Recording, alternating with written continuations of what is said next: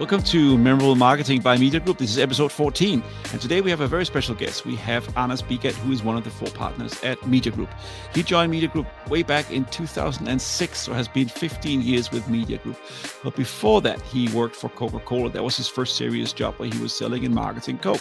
We talk about strategies, we talk about his involvement, we talk about marketing all through. It's a great episode. Stay tuned. So we can see that you really need to build the top funnel before you can make the conversion down in the bottom funnel.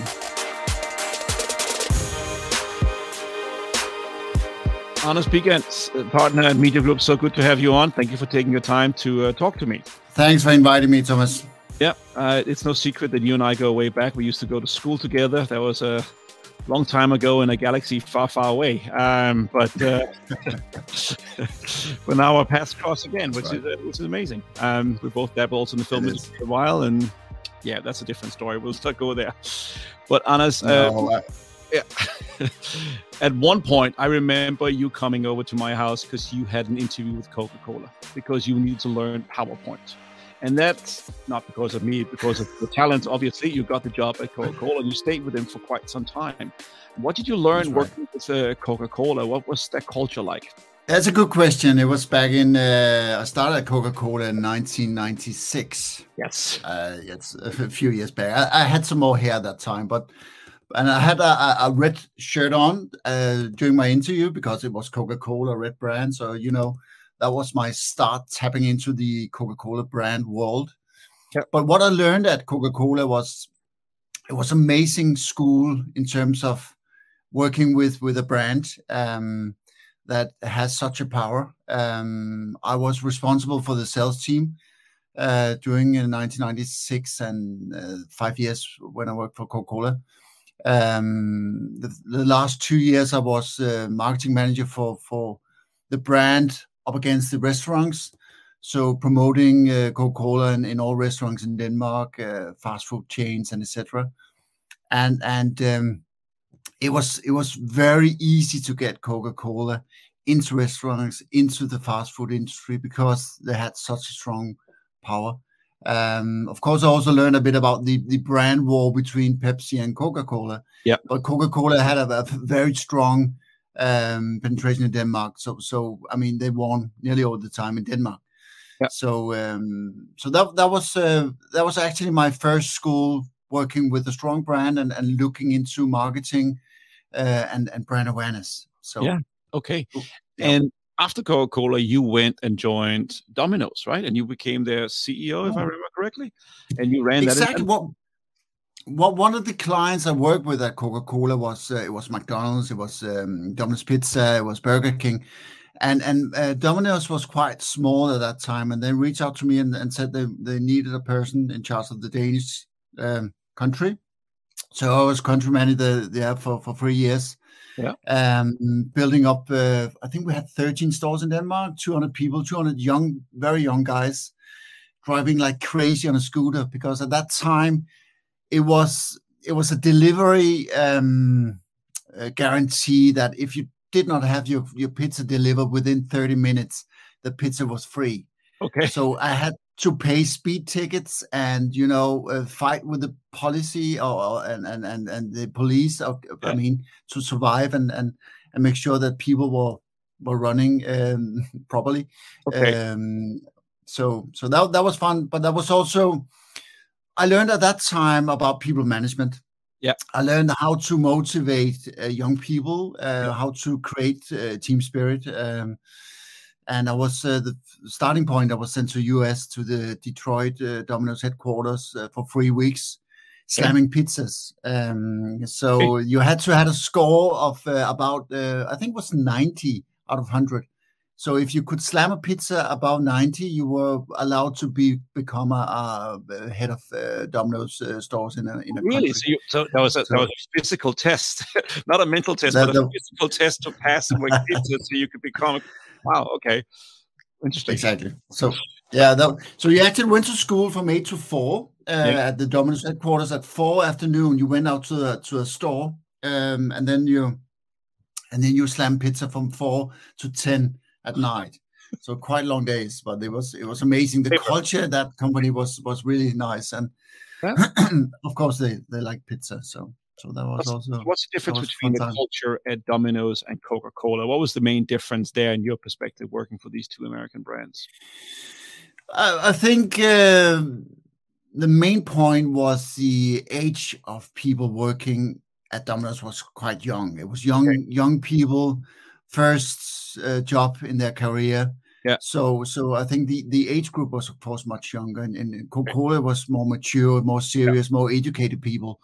So that was the main difference, and of course, Domino's Pizza was also fighting a bit in the industry of some of the other brands, but especially the war between Pepsi and Coca-Cola was quite amazing to watch and be part of, because that was really strong to fight to make sure that you got all the best possible spots in the city in terms of signs and point of sale material and stuff like that. So there was a daily war on territory, on turf, and on branding, and making sure that one brand was winning over the other brand.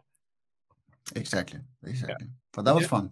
That was a good time. Michael Jackson, didn't they? Pepsi. Exactly. Yeah, that's right. I remember that. That's right. Yeah. Okay. Good. So 5 years at Coca-Cola, 3 years at Domino as the country manager, and then you decided to join a marketing company. Or was it? Yeah, I was actually required or recruited for Lurego. Lurego is a French company selling office supply products. Yeah. I was the sales director there for 3 years. Okay. And that was also quite a big sales force. I think we were 120 salespeople. I was in charge of that, and the office supply industry is very much into. It's not a high awareness product, so selling papers and toners and printers is not that sexy compared to Coca-Cola, but it's quite a substantial industry, and I mean, at that time, Lurego had quite a good share voice and market share in Europe. So it was fun to work at that type of company. It was a lot of B2B campaigns, a lot of B2B sales activities, because selling office supply products to small and mid-sized companies was a plan. So every sales rep had to visit 16 different companies per day. Go in and ask, so how much paper do you need today? How many pens do you need today? Really? Do you, by the way, have any toners in your printer? And so it was and it was very calling, knocking on doors. Just hey, here I am. No, it's both. I mean, all clients was in a roadmap, so they had to visit all clients to make sure that they were booking and buying all the right things, and then I think 20% of all the calls was new calls. So it was mainly to maintain the good Lurego brands within the clients. So 16. So that's 2 per hour. Plus you have breaks and you have to drive to each place. I mean, that's pretty hectic. Yeah, it was. But with such a big sales force, the territories was quite small. So many of the people could actually walk just with their suitcase and visit people. Yeah, that clients. Makes sense from a time perspective. Okay. And so now I got to ask, because you were these 3 companies. So how was the culture? What did you learn from the French culture? Yeah, France is very it's very top management. It's very strict. It's very structured, actually, and it was very much working with the ideal best practice manual from France. Okay. So it was make sure to test all people that they visited people the same time and same way every time, and it was quite a strict and sometimes management by fear culture. Because people were very much into bonus systems, and if they did not do the 16 calls, they were punished in salary and etc. So So yeah, it was tough times, but it worked. I mean, they had quite a good success selling stuff to companies. And after that, I went to the travel industry. I went to My Planet, just extremely other environment compared to Office Supply. But at My Planet, we were selling 4 products. We were selling travels to Australia, New Zealand, US, and Canada. And I was the CMO of that company, and it was really great place to work, because when you work in the travel industry, people has the desire to travel, and to become member of My Planet, you had to at least been visiting 2 of the 4 places they were selling travel to. Yeah. So everybody was loving about telling about Australia, United States, and they had to go on educational trips to visit hotels and mobile homes in US and Australia, and so that was totally different world compared to the Office Supply world, I must say. So if you're looking back at these 4 companies, what was the advertising landscape? How did you see that evolve during this time? Because we're talking a period of what, 15, 20 years? Or how long are we talking about here with these 4 companies? It was actually 12 years. I started Media Group in 2006. Okay. And before that, the landscape was very much offline. It was, and I think in the last 20 years, the key factor is of course the rapid rise of digital advertising, and it's, I mean, in the tech innovation. So before that, it was offline. It was very early days in terms of the digital industry. I think at my last job at My Planet, I've for the first time did some online advertising, buying some small banners on websites, actually through Media Group, because they started in 2004. So I was one of the first clients there, buying some advertising space on BT and Ekstrabladet, some Danish online news sites in Denmark. Yeah. And did it work back then, the advertising? Actually, it did. I mean, the KPI at that time was just to bring in traffic. Buying for 10,000 advertising space, I think I got 500,000 visitors. Holy so moly. It was quite amazing. Yeah. Wow. So the traffic was quite unique at that time. But we couldn't track anything, so we didn't know where they went or what they did on the website. How long they stayed there, if they bought anything, or exactly. So it was just, I mean, I remember the board members was so excited to see that the new website suddenly got a lot of traffic. So I was a rock star, because I called these Morten and Henrik guys from Media Group. At that time, it was called ATM Media. And I bought these banners, and then suddenly, I mean, the website was swam with traffic. So I was a rock star. That was the early days. It was easy wins at that time. They put a win in the board. I can see that. Yeah. All right. So working at these different companies, and then you decide to go and join Media Group. What made you decide to go and join them? Actually, it was based on My Planet, because My Planet, I saw how effective it was to do advertising online, and I could definitely see the potential. At that time, it was mostly display advertising you did. Yes. I mean, Facebook was launched in 2004, and YouTube in 2005, and the first iPhone app was launched in 2008. So I mean, ATM Media was launched. Media Group was launched in 2004. That was the really early days. I joined Media Group in 2006. Still no Facebook advertising. It was purely display. So very 1 or 2 channels we worked with at that time. But I knew the guys, and I saw the quality of what they could deliver, and they reached out to me, and we talked about some partnership, and I became a partner in 2006, and then we were 3 people in Media Group. So that was when I started sitting on the other side of the table, because at that time I've been the marketing manager or the sales rep or the sales manager sitting on the other side of the table. Now I suddenly became an agency to try to sell and reach out to CMOs and marketing managers and try to convince them the importance of doing digital advertising. By this new digital thing. And did that work? I mean, you went back to some of those companies you worked with previously, or they had no interest, or what was the feedback?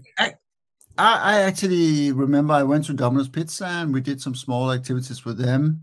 Lorego was not ready. It was pure offline. So, and they still quite offline. So I think never they will break the internet penetration there. So, but My Planet and Dominos were two clients we got. But at that time, we were very much into the financial industry.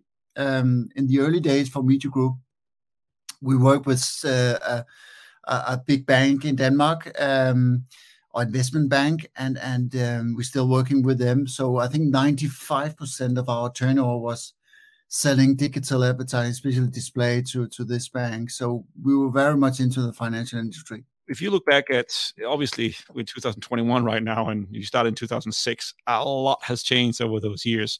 You said before that tracking was not an option. You didn't know. You suddenly just got traffic and what was happening with. But how have you seen the digital landscape change in these 15 years? What are the most profound changes in your point of view? Moving from one channel, display channel, to doing cross-channel advertising, trying to convert and bring all the channels into life, from social media to search machines to display advertising to videos. That's the big thing now, to try to monetize all aspects. I mean, we went from banner ads to artificial intelligence. Digital advertising has now an eventful journey. I mean, it's we have to deliver the right content to the right potential customer at the right time. And to do that, we use all the different platforms and we use tracking. We try to monetize when are people sitting on the mobile, when are they actually on Facebook, depending on what type of campaign, what kind of message do we want to use when people wake up in the morning and open their phone. So I mean, we definitely is doing a lot more cross-channel advertising, and it goes hand in hand with the penetration of the internet. I mean, in Europe and US, the majority of the total advertising spent today is on digital platforms. Yeah, no, absolutely. Not in Germany. Germany's still behind. Germany is actually still an offline country, and that's due to the very pure internet penetration there. Really? But they're investing. Yeah, they're investing now in really building high speed internet connections. But the majority of advertising in Germany is offline. It's television. It's still television. It's print. It's radio. But in the rest of the countries, it's online. Latin America, for instance, is also still an offline country. Japan, some of the Asian markets, still offline countries. But they starting now. They can see the power of the internet. They can see the value, and they invest doing internet penetration and good internet connections. So it's still a very growing environment and market, and we can see that when we do global campaigns. I mean, we're online now in 64 countries, and some of them are very advanced in terms of using 10 different channels, and some markets are still a bit behind, so we're only using 1 or 2 channels. Makes sense. Wow. Yeah, the world is changing and it's different. Well, we have different cultures, different religion, different languages. It's just all very, very different. So you mentioned before the bank that you've been with for 15 years and how is it evolved? They've also grown quite a lot, this bank. Can you mention any other companies you've been with for a while where you've seen strategies change and how that has impacted them? Maybe in terms of the people they have or the turnover they have or how they've grown in that period they've been using digital marketing. I'm one of the 4 partners in Media Group, and all partners are responsible for a handful of clients. And my clients is mainly within the design industry. And I work with some of the big Danish design brands, and Danish design is quite popular globally. So right now we're especially focusing on getting the Danish brands known in Asia, markets like Japan, Taiwan, but also Australia. And what we do with brands like design brands, we start making an audit, look into what kind of channels do they have and work with now. How is the brand awareness in a given market? What is the competitor landscape? Yeah. And when we know these different factors, we prepare a plan. We try to close the gaps between opportunities and real potential. So what we do is, for new markets, mature markets, for new markets, we build brand awareness. We invest a lot of brand awareness, and we definitely do a lot of what we call big formats, takeovers, wallpapers. Try to really build some high interest and high awareness around the brand, and then building that over 1, 2, maybe 3 years. Then we slightly move it over to conversion campaigns and try to get orders and sales out of it. So the culture in these type of companies is they're really trying to hire young people that has the knowledge about the internet, knowledge about the different channels. So we can, as an agency, work closely with the marketing department. They need to have some kind of background within the industry, so they can support us doing the different strategies and different approaches. So going back to this awareness building over a 2-3 year period was quite a long time. That is working. So meaning now you can reap the benefits. Now you can start selling because you build up the brand awareness in countries like Japan, Taiwan, and Australia, you said. Yeah. Ideally, what you do is you have over a year, you have 2 to 3 bursts with a branding campaign. Yeah.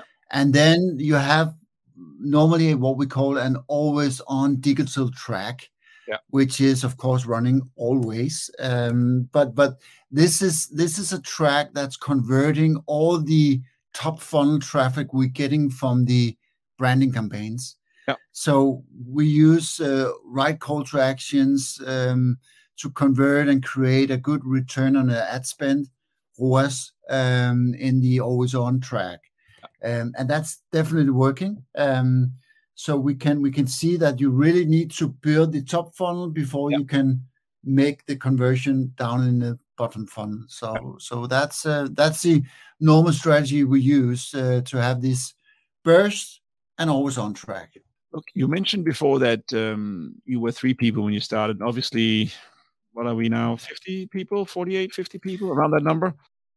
Actually 52. Yes, that's amazing. All right. So from an organizational point of view, managing yourself and then keeping an eye on Morten and Henrik can have his own challenges. Suddenly managing 52 people in multiple countries, how does that work? Yeah, it's quite amazing that we're growing so much, and but we have very good people, and we have offices. So of course, in the countries where we have offices, which is Denmark, Poland, Hong Kong, there we have a manager that's in charge of the office people, and that's working quite traditionally like other companies. But we have a lot of people, for instance, Australia, sitting alone or sitting as a satellite office in an office space where they rent some space or sit from home. And to manage those people, we use all the digital communication platforms that's available. Or we've chosen to use Mattermost, and we use Skype, of course, and we use Teams. Yeah. And then we put things into a structure so everybody has a manager. All are combined or included in a channel, and in each channel we have a channel manager. So everything is actually quite structured and organized, like in an ordinary company. The difference is that we're not seeing physical each other on a daily basis. Well, because of time distance and country distance and so forth. But yeah, okay, interesting. Is the plan to keep growing? Is the plan to keep evolving? What's the long-term strategy for Media Group in your opinion? It's definitely to grow, and definitely also to look into new markets. We are right now looking very much into the States, northern part of America, and that's because we can see a lot of activities over there. We also have some demands for our current clients to go into that market, and we're already doing campaigns in the US, basically in the New York area, but also in California area, and it could be great to build that and get some more local clients, because all the clients we have looking into the US markets is European clients. So I think the next step will be to find right people in US and build an office around that. So Anders, I promise you not to keep you too long, because I know you have another call coming up. So I just want to say thank you so much for coming on the podcast with me. It's good to see you again, good to hear your voice. And likewise, Thomas. Thank you very much. Thanks for your time. If you have listened to this podcast before, or if you watched this podcast before, then you know at the end of it, we bring in our producer, Zane. I always bring him in for a couple of minutes to talk about what he thought about this episode. What did you learn today, Zane? I thought it was really interesting going back over the difference in marketing cultures within the companies that he's worked for. Yeah. I think that is something that I'm always very curious in, is like, how well does the brand that companies project to the world actually fit the brand of how they function and how they work as? And I think Anders' experiences both with Coke during the Coke and Pepsi brand war, and with Domino's versus the stationery company, which I'm not going to attempt to pronounce. No. Very, very interesting, because I think it's just very interesting how a company's internal brand either does or doesn't match its the brand that it puts out into the world. Yeah, no, that's very true. That's a good point. I like that. I like what he said about that's. I work for companies where the fear is the culture, right? And I every time someone says that, I just go, because it's just, I think it works in with a short stick in a short amount of time, but I don't think it works long term. I think people will leave. I think pressure is too much. I think there has to be a carrot and a stick. I think you have to have both. You can't only have the stick. In my experience, that sort of thing takes so much energy, both from the managers and the people being managed. Yeah. And that's energy that you could easily spend on doing your actual productive job. Things. Yeah. Exactly. And so, and but from a marketing standpoint, what I think is very interesting, the insight into the time spent on awareness campaigns before conversion campaigns in new markets. That was interesting. Yeah. Also trying to, you have a brand and it's selling well in a couple of countries. Now you want to expand into the world. You want to go into 64 countries. I mean, how do you do that? Because every country has its own language. Some of them have their own search engines, as you know, in China or in Korea or in Japan, they have their own systems. And some of these countries are what Anders called offline. And how do you penetrate that? How do you get in there? That was very surprising, particularly mentioning both Asian countries like Japan and Germany. I was like, two countries that I considered very technologically advanced, but perhaps the culture just kind of lends them towards the more. Yeah, I was a little bit surprised by that as well, because Germany seems to be in the front end, but apparently not. He didn't say anything about Australia, so I don't know whether we consider the off nation or not. I think I would consider us online just because everyone's always on their phone. I think that is the main think phones are also on with the German young people. Maybe it's just everyone not having I don't know. So interesting. But how do you get that if you have a product you want to sell in this country? So just tapping on our own shoulders here with Media Group, but having a company that can execute in all these languages, understand the different cultures, understand the different search engines, and build up awareness so it fits in with Australian narratives, fits in Japanese and Korean and Taiwanese and so forth. So that was pretty interesting. I like that. That was good. And also the back of the old days, how they're fighting for territory, every inch, every signage, because it was just offline. That's how you had to do it. And the rock star times of buying a couple banner ads and getting 500,000. I can take it easy next 3 weeks. Nobody's going to say a word. Look at all this traffic. I just suddenly magic appeared because I put an ad out there. But of course, that was a new world, new times. Good on him, man. That's fun. That's absolutely. Good. but also a growing company from 3 people to 52. That's a challenge. And 65 countries, is that? No, that's selling to 65 countries. Yes, so selling to 65 countries. Yes, that's also impressive. But from one country, but having all these different countries and satellites like I'm representing here in Australia, so that's pretty good. So good on them, man. Yeah, absolutely. Good episode. Zane, it's always a pleasure to have you on. Thank you. Thank you.